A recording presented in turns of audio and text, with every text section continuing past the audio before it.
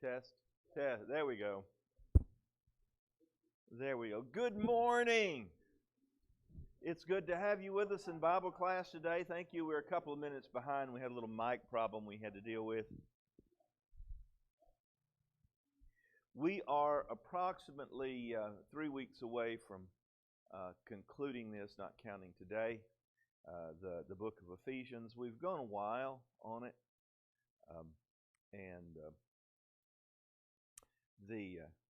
I had someone call me the other day, said, Joey, I listened to the Bible class, but I think we have it labeled wrong. And it says it was Ephesians 3 through 4. And you're in Ephesians 5, aren't you? And I said, yes, I don't understand. And then later in the week it hit me. They were talking about Ephesians episode 34. So we're almost to 40 complete classes on Ephesians. So that's a little bit extreme. What I hope to do is in the next lesson series that we have is to kind of speed that up a little bit. I know that variety is important to adult education, and we want to be able to give you as much variety as we can. And if we don't cover everything in a book, we can always go back and cover it later. I'll go ahead. I was going to say, Ephesians is a very, very practical book. Mm-hmm. I'm glad you started it. I used to teach out of scripture, and that was the book I started with. Sit, walk, stand, or the two parts. This is Jesus, and this is what we need to do about it. So, yeah, very practical. I appreciate what you're doing. Well, thank you. One of the reasons I have allowed myself this indulgence is because being new to the congregation, there may be some issues that we need to talk about. And for me just to come up cold and say, today we're going to talk about this, somebody may get offended.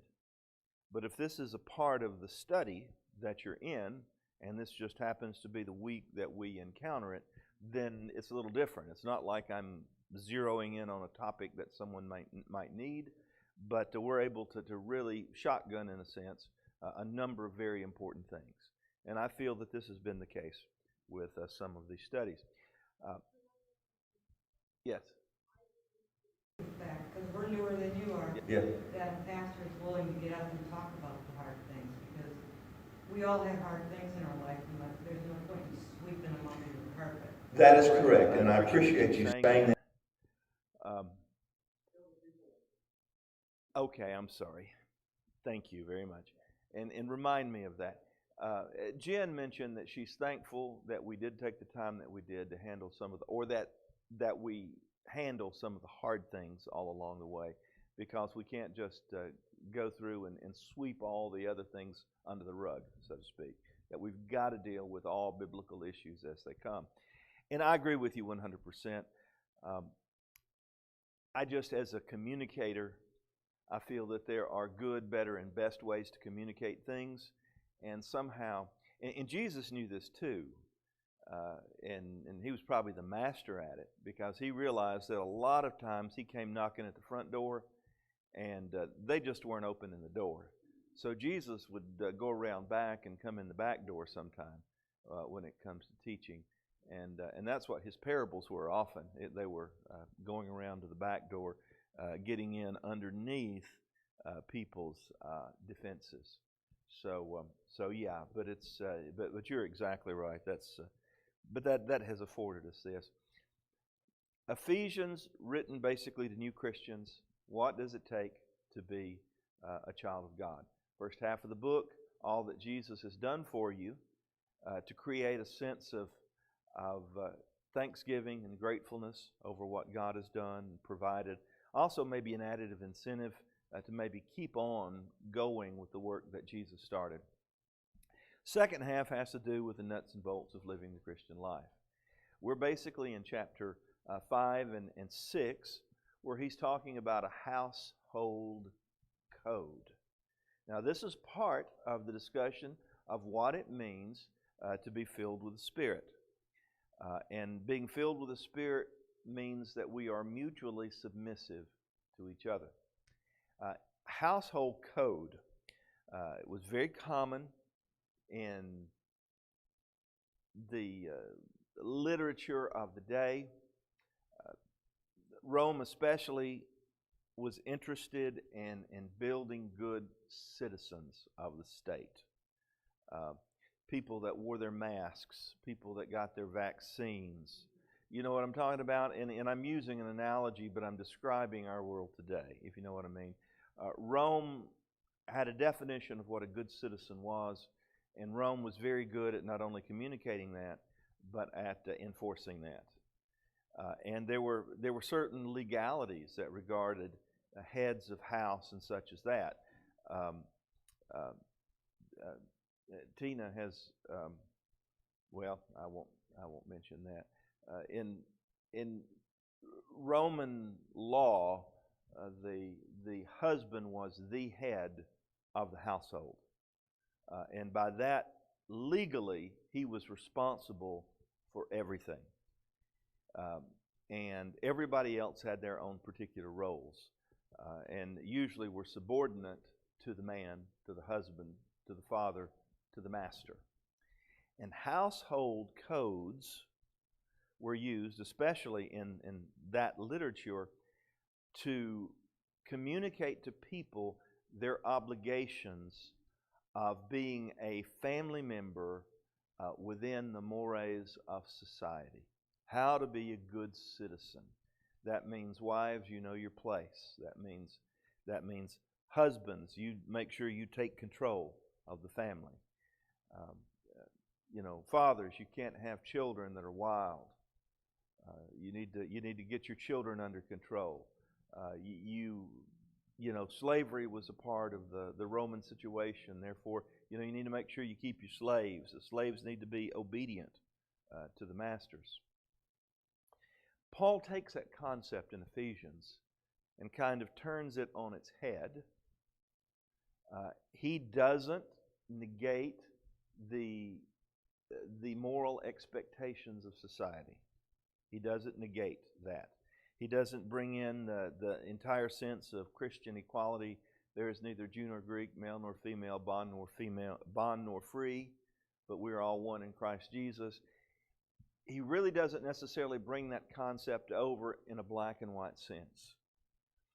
But you can tell by what he's doing, by introducing this with a sense of mutual submission, that it's not just all about the man. It's about the wife as well. It's about taking care of the children as well. It's about treating slaves properly.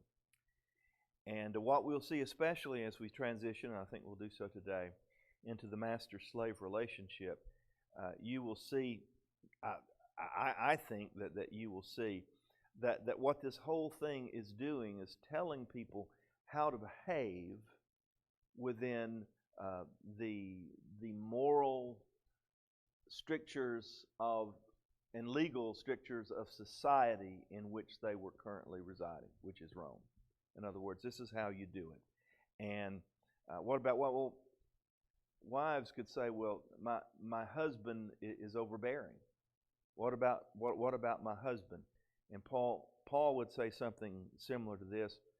Well, what you need to do is you need to think of the relationship in which society has placed you in a way that you're not obeying your husband, but you're obeying Christ.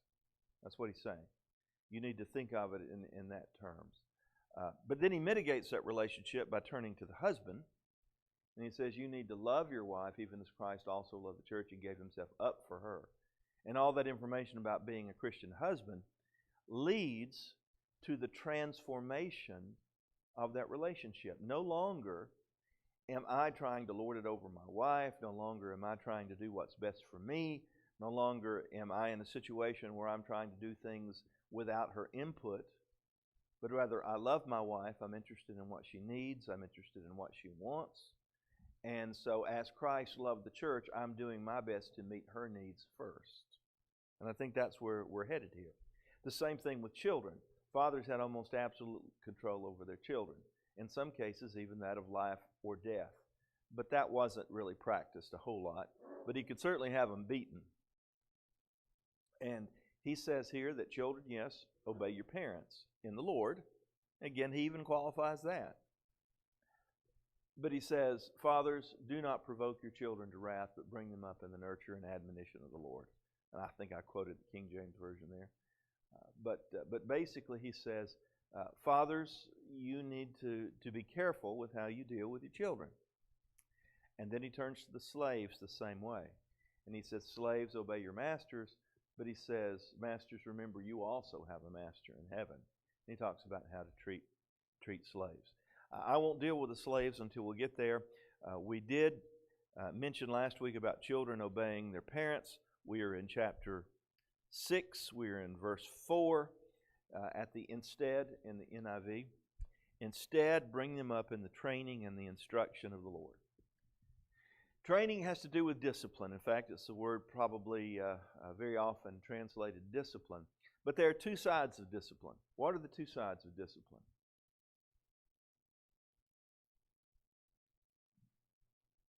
There's instructive discipline. What is instructive discipline? Pardon? Teaching right from wrong. Teaching children what they need to know about life, about society, about the Scripture. In this case, he says, in the Lord. So he's talking about in the Scripture. It's like with the Deuteronomy material. You know, you're to teach your children when they get up, when they go to bed. You're always to keep these things in front. So there is that instructive form of discipline, and that is discipline. Then there is corrective discipline. What is corrective discipline? It's where you're correcting behavior, and sometimes it may get into corporal punishment. Sometimes it may be. Oftentimes, I found that with my children past a certain age, corporal punishment did not really do a whole lot. It probably provoked them to wrath more than anything else. Yeah, that's true too. I probably received my last spanking, we call them whippings, although that may not be quite politically correct today. But that may be appropriate since Dad usually did it with his belt and Mom usually did it with a switch. I probably, maybe when I was 12 or in that particular range, somebody would argue that that's too late to do something similar to that. But I think there's a place for that kind of corrective discipline when done properly. But a lot of times it was in the sense of either getting or losing privileges. Now, I have to admit, I was a pretty good kid. And it wasn't just because I was so good. I was just so scared of doing something wrong. I was the firstborn. They did a really good job with the corporal punishment with me early on. I was, when parents said, don't do this, or, you know, such and such will happen, I believed them, you know, and so I was always afraid. I remember when I smoked my first cigarette, I was actually afraid to put it in my mouth. So what I did is I had an ashtray and I just kind of broke the cigarette up in the ashtray and I lit the tobacco and I sniffed it. It was not really a pleasant experience for me, so it never really proceeded beyond that, and some of those things. But for the most part, I was always afraid. When they said drugs could kill you, I believed them, and so I stayed away from it. Is because of that. So there wasn't. I think with my brother and with my sister. You know, you get to the second born and then the baby. Parents tend to relax just a little bit when it comes to the discipline, and so I think they probably relaxed a bit with them.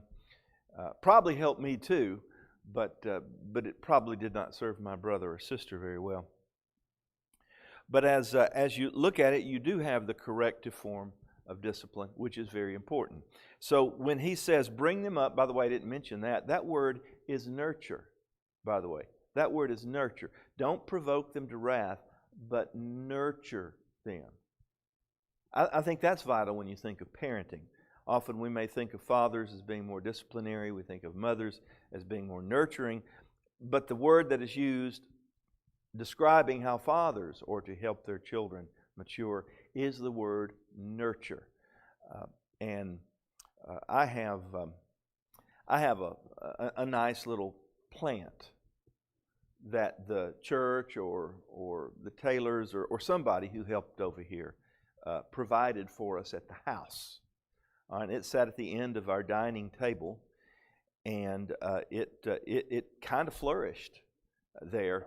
And so it's kind of big for a dining table now, so I've brought it over to my office, and I have it sitting on a little credenza that I have in front of the window. And so it's really nice.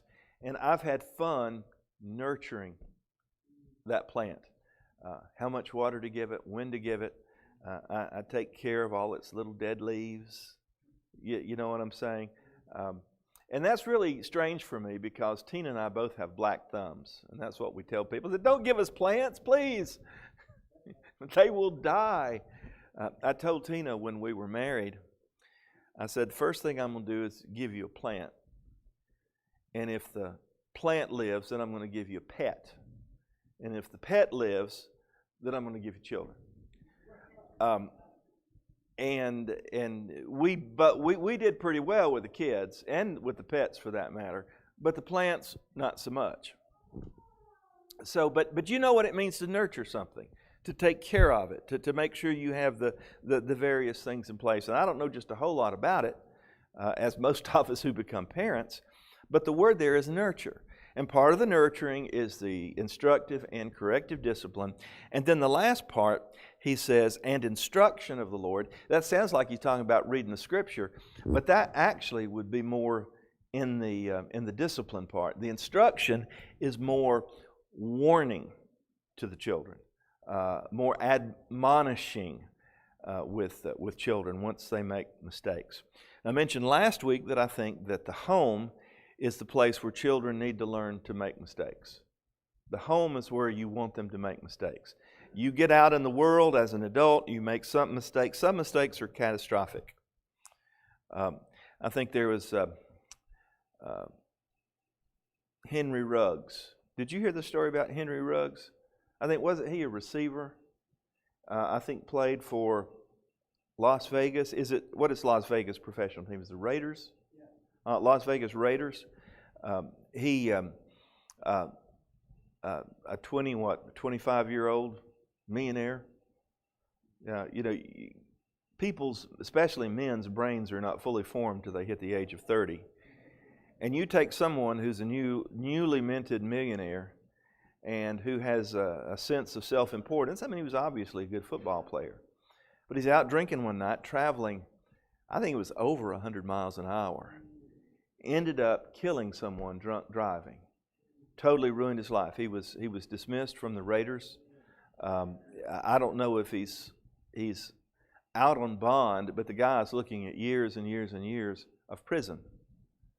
And you think about that. Some mistakes you make in life are catastrophic. And so if you're going to make mistakes, it's better to make mistakes when you're underage, but when you're living at home. And that's the job of parents, is to help children navigate through the mistakes of life. It's not so much that they make mistakes. You see, one of my problems is I grew up in such a sheltered environment. My parents, I was in church every time the doors were open.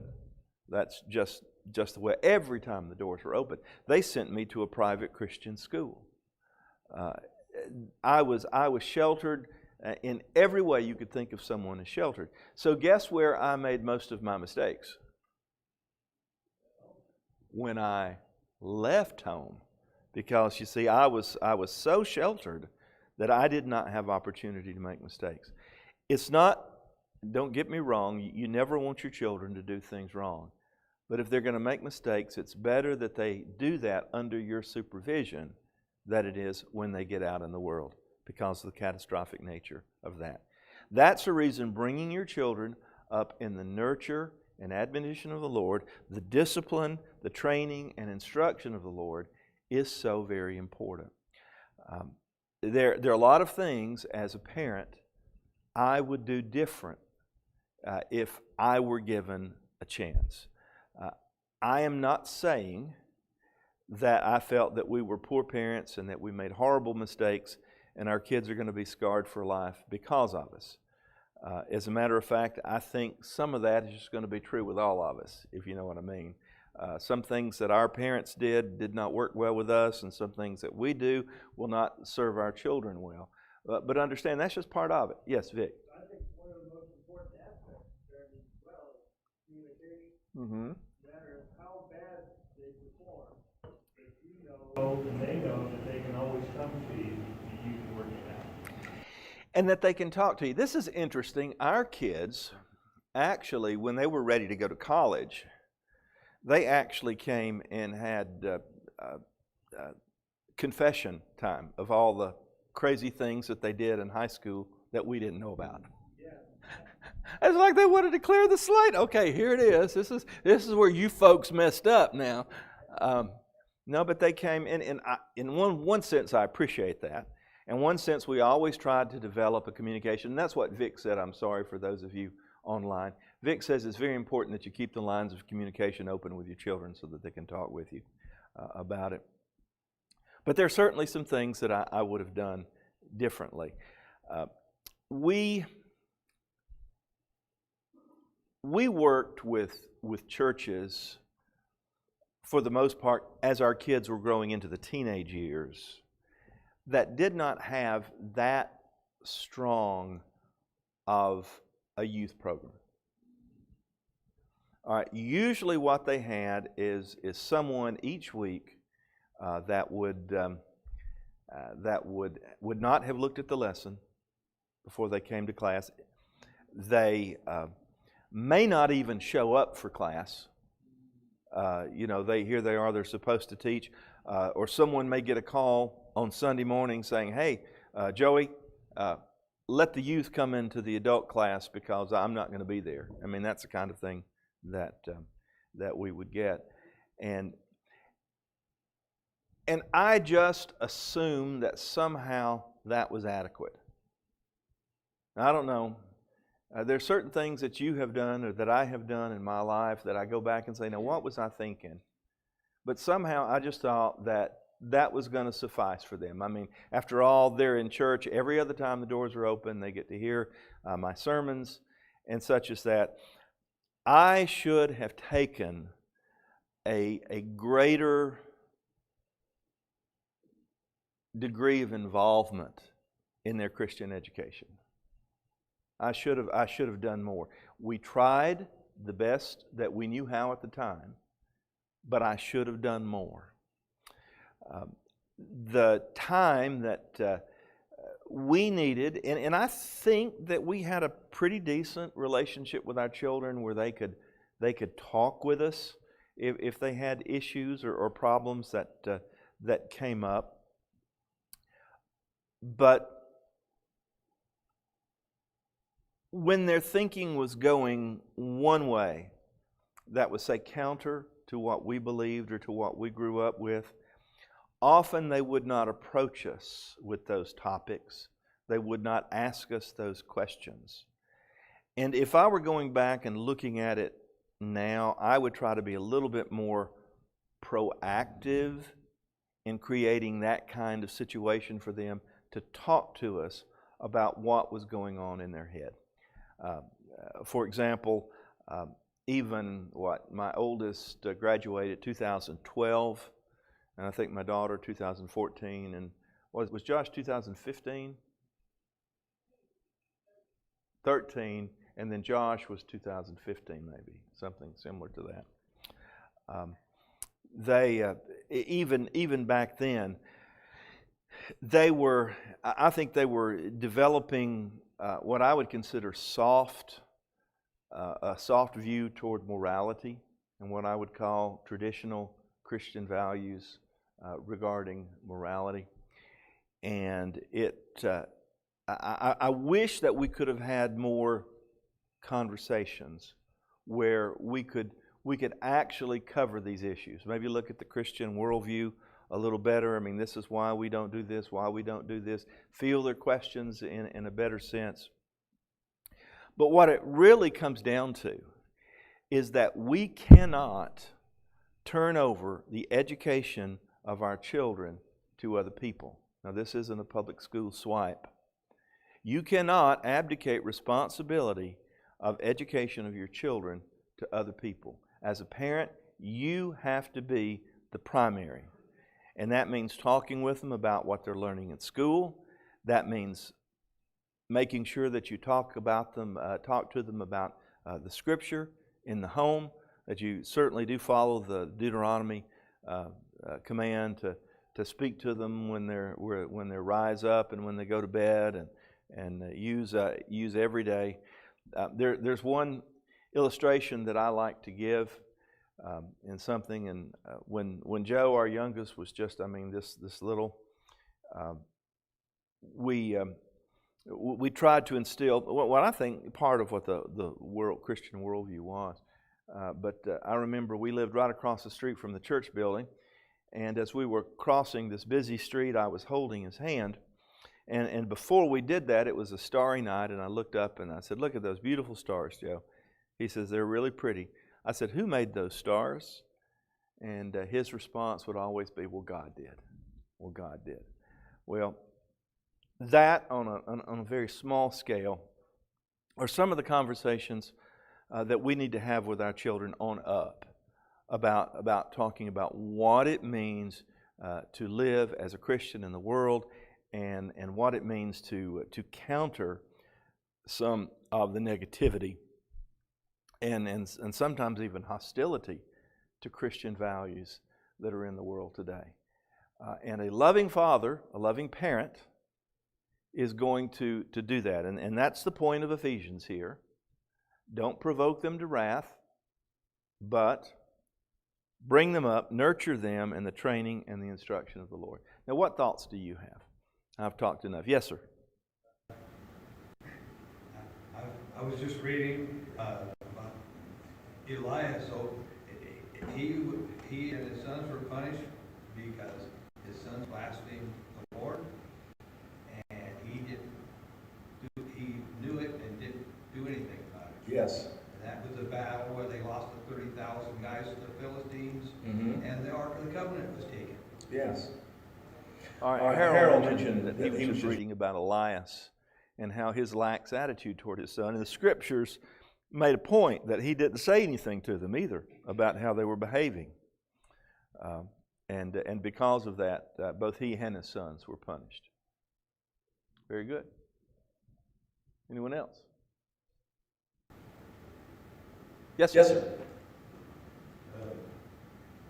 It's been a long time ago, but I was a kid too. One of the things that I saw, I grew up in the church as well. One of the things I saw, a way to provoke wrath in your children is you're teaching and enforcing things, but not living it. Oh. I saw, my parents were awesome as far as doing what they taught me. But I saw a lot of my friends, as I was growing up, their parents were very strict with the church, and they weren't living what they were teaching their kids. And that would make those kids crazy. Max says one of the ways that he has seen fathers provoke children to wrath is when they tell their children to do something, even are strict with their children about their behavior, but yet they don't pay any attention to it themselves. They are hypocrites when it comes to teaching. They do the very things, or they live in a way that certainly is not consistent with what they're trying to teach their children. And that has been true both in the church and out of the church. But I think it's especially difficult when, and one of the things, I mean, you think about this, and I'm not criticizing anyone, but dropping your children off at Sunday school, going back home for the second cup of coffee or whatever, Sunday school is important, right? Sunday school is important. It's important that your children come to Sunday school, right? That's vital. But what are you teaching your children just by that behavior? It's not important. Or Sunday school is only important for children, not important for adults. So, I mean, if that is the message that you're sending, what's going to happen when the children grow up? if they're consistent, they're not going to go because it's important for children, but it's not. And Mom and Dad, they always dropped us off. You see what I'm saying? Things like that. Max, you probably talk about even more specific things than that. But the same thing is true. Parents have to model what they want their children to follow. Now, this is the second mention of cigarettes. This is not a cigarette talk. But do you remember that commercial that they had about it was anti-smoking actually, and it had a father and a son walking through the woods, and the father stops to pick up a rock, and he skips it across the pond, and the kid does the same thing. And the father jumps up on a log, and the kid does the same thing, and then the father sits down on the log, and they sit down on the log, and then the father pulls out his pack of cigarettes and pulls a cigarette out, and he gets ready to light it, and his kid is just looking at him so intently. And the message was not subtle. I mean, it was subtly presented, but it was not subtle. Children follow the parents' example, and they're going to follow in your footsteps. And so if you don't want your children to do certain things, don't do them yourself. Be consistent. And this isn't just to be hard on parents, but this is just the way it is. Any other thoughts that you want to bring to bear on the idea of not provoking your children, loving them? And in a sense, there is still that mutual submission thought here, where certainly in a society where the father had all the power and the children had no power, this was something where it says, look, fathers, you are to nurture your children. You're not just to antagonize them. You're not just to spout orders. You're not just to lord it over your children. Yes, sir. In a way, when the children grow up, sometimes the parents misbehave, and the children can be helpful in correcting the parents' behavior. My daughter and son-in-law, for that matter, are working on their master's in counseling at Harding University. And it's so interesting at how much advice now we get from our daughter, which I would say most of the time is welcome. We were talking about dieting or something similar to that, and she gave the helpful advice of, you don't need to be weighing all the time. You need to look for non-scale victories. And I'm just thinking, wow, how did she get so wise in some of these things? But part of it is, she's learning how to deal with people. She's picked up a little wisdom along the way. By the way, a lot of the wisdom that you pick up along the way are from the mistakes that you have made along the way. So she's really good about that, and she's really good at diffusing situations. She has two very high-strung brothers, and she's very good at diffusing those situations between the two, and sometimes even between Tina and me. So she's good at that. Yeah, sometimes your children will grow to the point where they can actually help you, and we need to open our ears to hear what they're saying.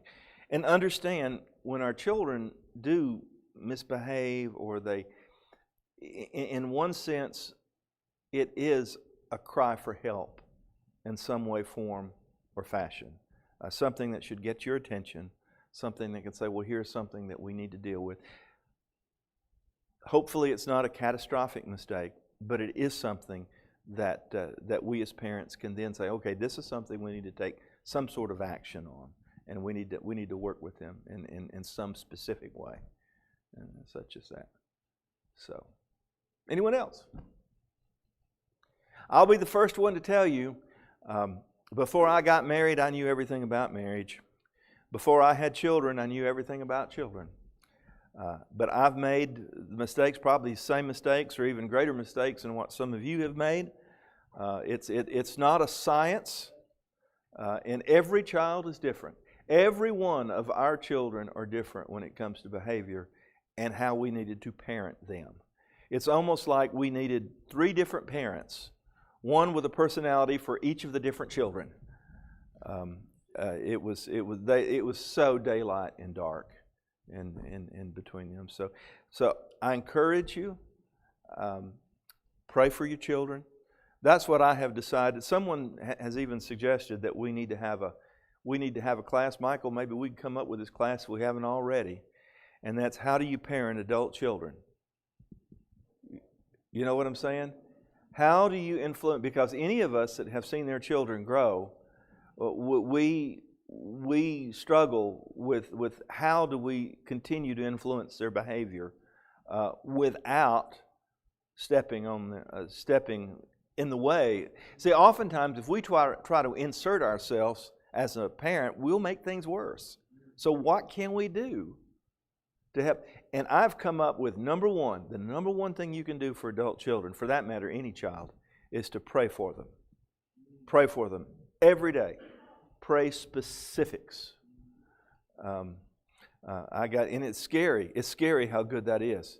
I was praying for my children. I add them to my prayer list, especially where I had special time I took out every day, and I was praying for my children. This was just since the first of the year. It's like just a week into that. One of the things I prayed for was that my son would find a good woman. That's what I said. My youngest son would find a good woman. And Tina comes in a couple days later and she says, Josh has found somebody. But then she added, she said, I don't know if she's right for him. Well, I don't know that either. And I have more questions than I have answers on that one. But I do know this. I prayed that he would find a woman. And he found one. So do not discount the power of prayer when it comes to your children. Pray fervently for them. Pray specifically for them. I have tried, as far as adult children, I have tried to influence them without influences. I've tried to take the Jesus route, go around the back door. And if there is an opening, I will pounce on it gently, if you know what I mean. I'll bring up something. And that's especially true with my youngest son, who very early on decided that he wasn't going to take advice from parents. And I have found that talking to him always involved going around the back door in some way, form, or fashion, whether he was a teenager or whether he was an adult. So anyway, that gets to where all children are different. I keep talking now. I'm probably musing beyond what we need. Anyone else? Let's go ahead and proceed, because we do want to finish this by the end of the month. Slaves, obey. I'm going to read the whole thing, okay, and then we'll go back and we'll deal with it. Slaves, obey your earthly masters with respect and fear and with sincerity of heart, just as you would obey Christ. Obey them not only to win their favor when their eye is on you, but like slaves of Christ, doing the will of God from your heart. Serve wholeheartedly, as if you were serving the Lord, not men, because you know that the Lord will reward everyone for whatever good he does, whether he is slave or free. And masters, treat your slaves in the same way. Do not threaten them, since you know that he who is both their master and yours is in heaven, and there is no favoritism with him. He implies there is favoritism with you. He says, but there is no favoritism with him. All right. Why did Paul not say, slave owners, release your slaves because this is an oppressive, immoral institution? Any really good answers to that one? Yes, sir. Well, it kind of reflects on what slavery, how it functioned in that society. A lot of times it was economic reasons. Somebody owed a debt, that's how they paid it off. And so that was one thing. It was an economic concern. Vic mentioned that perhaps a partial answer to that question is that in some cases slavery was an economical situation. You know, we haven't really done well with how do you deal with people who find themselves in so much debt that they're over their head. I don't know. I'm sure you've heard of debtor's prison, haven't you? I mean, the Bible even alludes to it in some places. We went to a camp up in Virginia. This is where we had our retreat when I was at the Northeast Church in Northeast Tennessee, up in Kingsport. But we would go to this place, and they had these little, I don't know, you wouldn't call them cottages, just these little almost shacks all around. And it used to be a place where they would send people who were in debt. They'd send them up there, and it was kind of, to deal with it. In our society, we have done different things at different times to help people in that situation. Bankruptcy in our society is one of those options to help people that are in debt. Many years ago, it was, and I don't.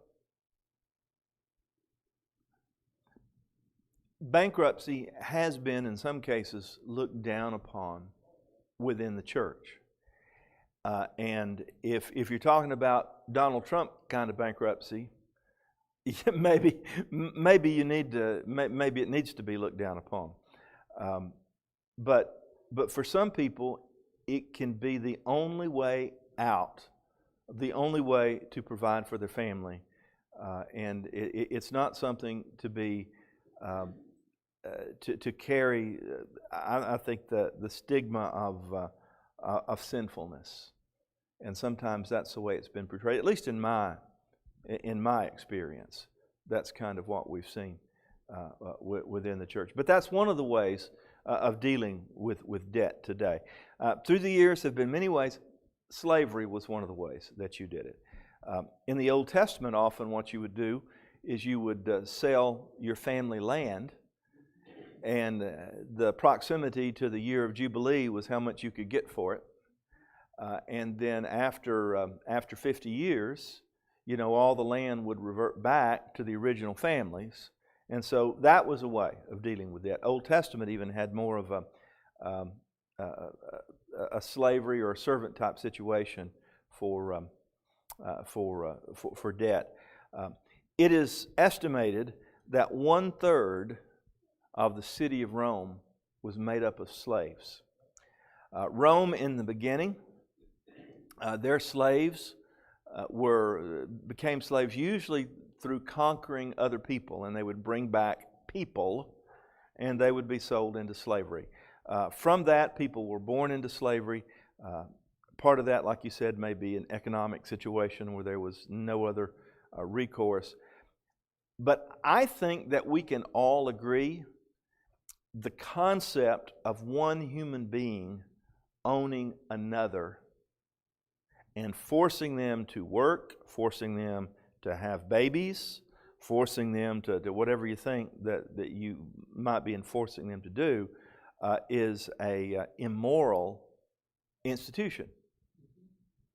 But yet what we see here is, at least Paul in the first century, not taking that hard line stand, saying this is immoral, this is degrading, this is something that should never be the case where one human being owns another.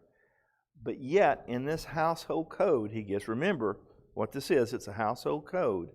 He's telling people within the household how they are to behave in order to uphold the mores of society.